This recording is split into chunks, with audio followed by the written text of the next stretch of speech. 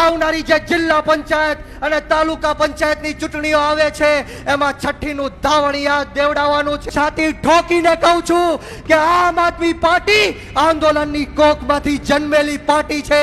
અમે ગરમ તપતી ભઠ્ઠીમાંથી નીકળેલા લોકો છીએ.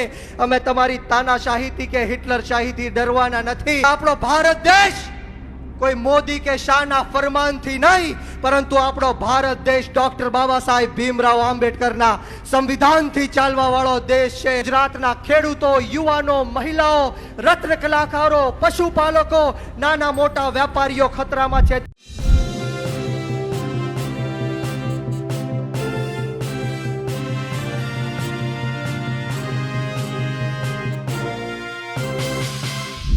આમ આદમી પાર્ટીના યુવા પાંખના નેતા બ્રિજરાજ સોલંકી, આમ તો તેઓ જે સમગ્ર પરિવર્તન લાવો ખેડૂત બચાવો યાત્રા હતી એમાં કેટલાક દિવસો હાજર રહ્યા, પણ જ્યાં પણ હાજર રહ્યા તેઓએ પોતાની શાયરીથી પોતાના જે ડાયલોગ છે, ડાયલોગ ડિલિવરીથી ખેડૂતોને ઉત્સાહિત કર્યા. અને જે સમગ્ર કાર્યક્રમનું સમાપન હતું ગાંધીનગરમાં, ત્યાં પણ તેઓએ તેજાબી ભાષણ આપ્યું. નમસ્કાર, હું છું ચિંતામણી પુત્ર અનિલ પટેલ. સ્વાગત છે આપનો અમારા વિશેષ કાર્યક્રમમાં. આવો સાંભળીએ બ્રિજરાજી સોલંકીએ કેવી રીતે વડાપ્રધાન નરેન્દ્ર મોદી અને ભાજપને ઘેર્યા હતા. ભારત માતા કી.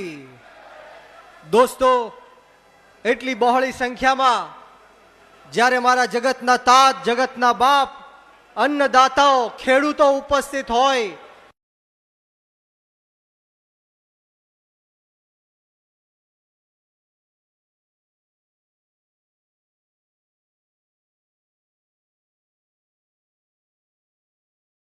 બંને હાથ ઉપર કરી મુઠ્ઠી વાળી અને તાકાતથી બોલવાનું છે, ભારત માતા કી, ભારત માતા કી, જય જવાન, જય જવાન. આજે આંતરરાષ્ટ્રીય મહિલા દિવસ નિમિત્તે આ દેશની અને ગુજરાતની તમામ આર્ય નારીઓને, તમામ મારી માતૃશક્તિઓને, રણચંડીઓને ખૂબ ખૂબ શુભેચ્છા સાથે શુભકામનાઓ પાઠવું છું.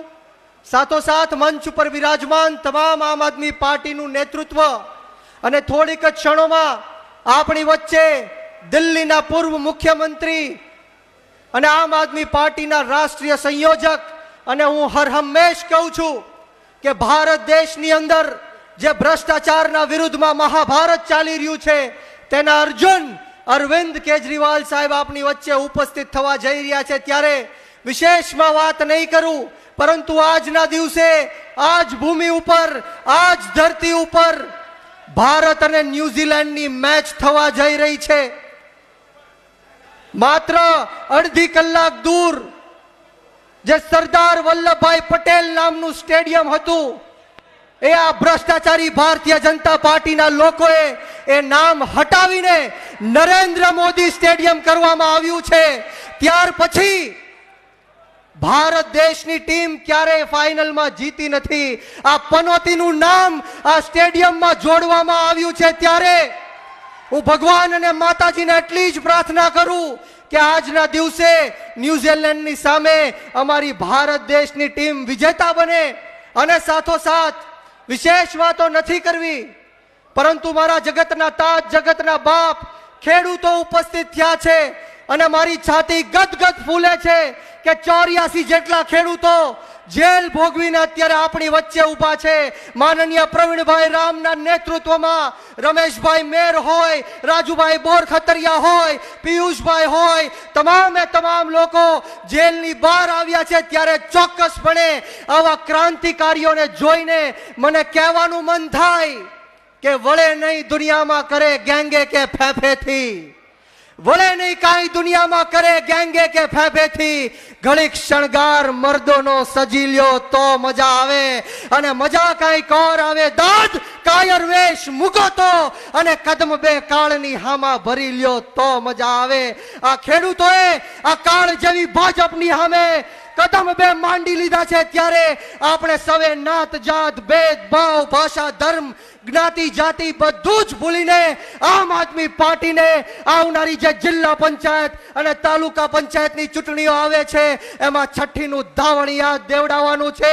જે અન્યાય અને અત્યાચાર આ બોટાદની અંદર હળદર કાંડ ખાતે કડદાની ખાતે જે માતાઓ બહેનો ઉપર કરવામાં આવ્યું છે, ઘરમાં ઘૂસી ઘૂસીને આ ખેડૂતોની માતાઓને બહેનોને મારવામાં આવ્યો છે, આ ખેડૂતોના માથા ફોડી નાખવામાં આવ્યા, લોહી લુહાણ કરી નાખવામાં આવ્યા, ફ્રેક્ચરો કરી નાખવામાં આવ્યા, ટીયર ગેસોના સેલ છોડવામાં આવ્યા. ત્યારે આ જાહેર મંચ ઉપરથી ભારતીય જનતા પાર્ટીના નેતાઓને કહેવા માંગીશ કે તમે ચૈતર વસાવાને જેલમાં નાખ્યા, તમે ગોપાલ ઇટાલિયાને જેલમાં નાખ્યા, યુવરાજસિંહને જેલમાં નાખ્યા, પ્રવીણ રામને જેલમાં નાખ્યા, અરવિંદ કેજરીવાલને જેલમાં નાખ્યા, આખી આમ આદમી પાર્ટીને જેલમાં નાખી.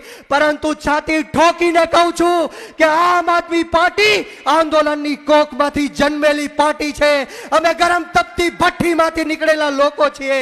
અમે તમારી તાનાશાહીથી કે હિટલર શાહીથી ડરવાના નથી. અને ચોક્કસપણે કહું છું કે આપણો ભારત દેશ કોઈ મોદી કે શાહના ફરમાનથી નહીં, પરંતુ આપણો ભારત દેશ ડોક્ટર બાબા સાહેબ ભીમરાવ આંબેડકરના સંવિધાનથી ચાલવા વાળો દેશ છે.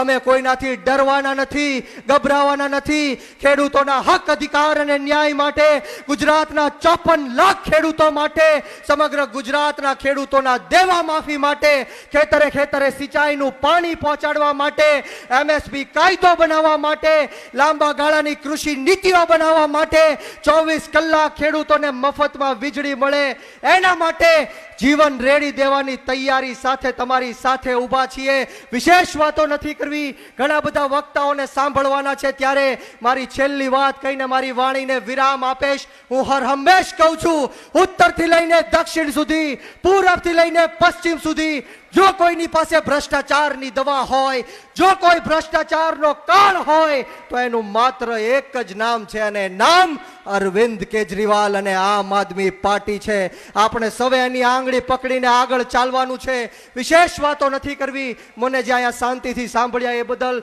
આપ તમામનો આ તકે હું ખૂબ ખૂબ આભાર વ્યક્ત કરું છું. અને મારો છેલ્લો નારો દઈને મારી વાણીને વિરામ આપીશ. આજે જ્યારે આપણું ગુજરાત ખતરામાં છે, ગુજરાતના ખેડૂતો, યુવાનો, મહિલાઓ, રત્ન કલાકારો, પશુપાલકો, નાના મોટા વેપારીઓ ખતરામાં છે, ત્યારે બોલો આ ભાજપ સામે લડવું છે કે નથી લડવું?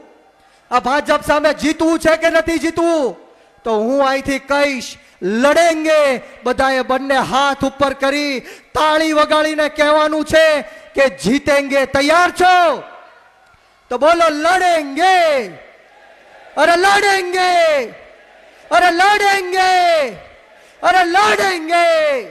બોલો ભારત માતા કી, ભારત માતા કી જય જવાન, જય જવાન.